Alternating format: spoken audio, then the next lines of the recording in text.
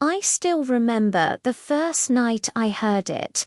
The dial on my old Zenith transistor radio scratched against the frequencies like fingernails on glass.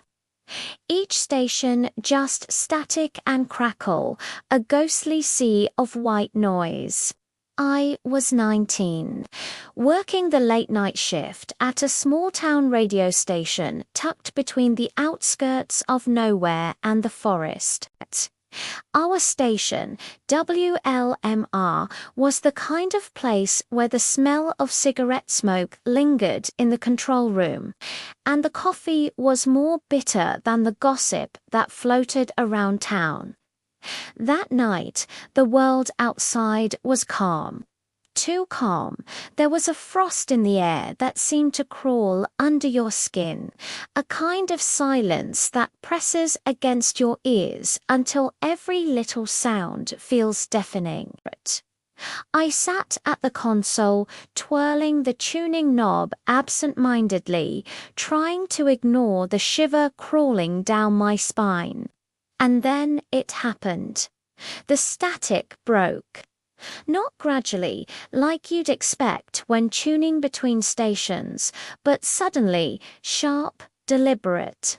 A voice came through, low and raspy, distorted by the interference, but unmistakably human. "Is anyone there?" I froze. My hand hovered over the knob. My first thought was a pranker caller playing with my head. But this voice wasn't in the usual frequency range. It wasn't coming through the phone lines. It was coming from the air itself, raw and chilling. "Hello, can you hear me?"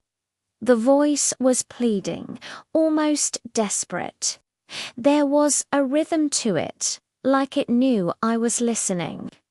My pulse thumped in my chest. I checked the board.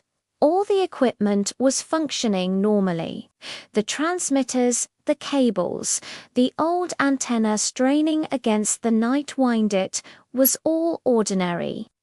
Nothing should have been producing a voice here. And yet, there it was, whispering my name.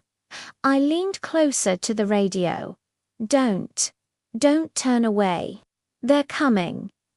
That last part made me recoil. Who was they? My rational mind screamed at me to laugh it off. Ghosts. Spirits. Radio interference. But there was a sincerity in the voice that no prankster could replicate. I scribbled down the frequency. 98.7 megahertz, a spot that had been dead static for decades. No other station existed there. I tried to tune away, but the voice followed me.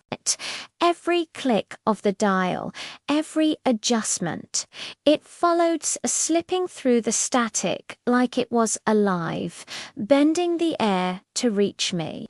And then, in a voice that sounded like it was coming from inside the walls themselves, it said, "You shouldn't have listened."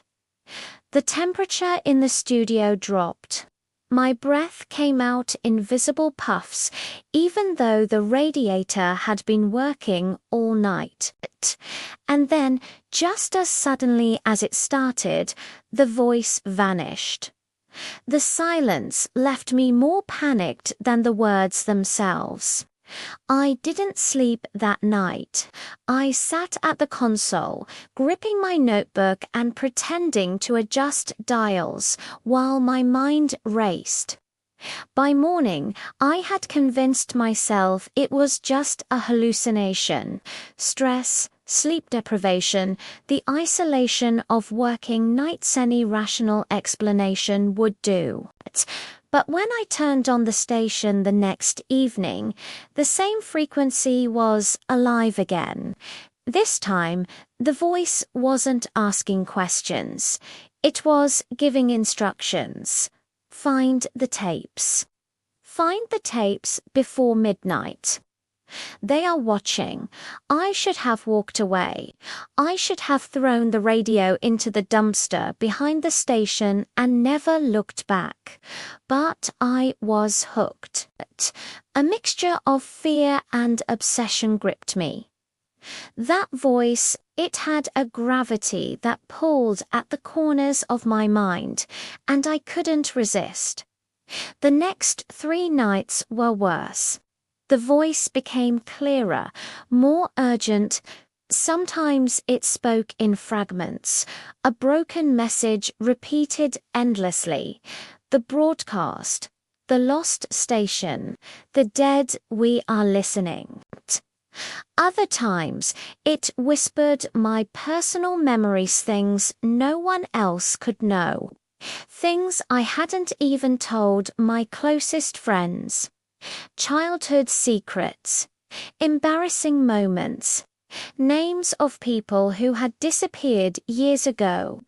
I began to notice that the nights I listened, strange things happened around me. Shadows moved where no light existed.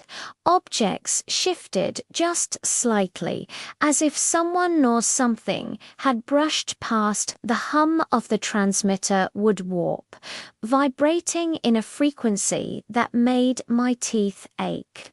Sometimes, if I stared at the glowing meters long enough, I could swear the needles were moving on their own, like a heartbeat. I became consumed. My friends called they worried. But I couldn't explain it without sounding insane. And the voice wouldn't let me stop. And then on the 4th night, it said something that would haunt me forever. They know you are listening. They are coming. Outside the station, the wind howled like a chorus of mournful spirits. The old tower shivered in the darkness. I thought I saw figures in the tree-lined shapes so dark they seemed to absorb light itself. My fingers hovered over the dials. Should I turn it off? Should I run? I didn't, because the signal wasn't just a voice anymore. It was alive, it was hungry, and it had found me.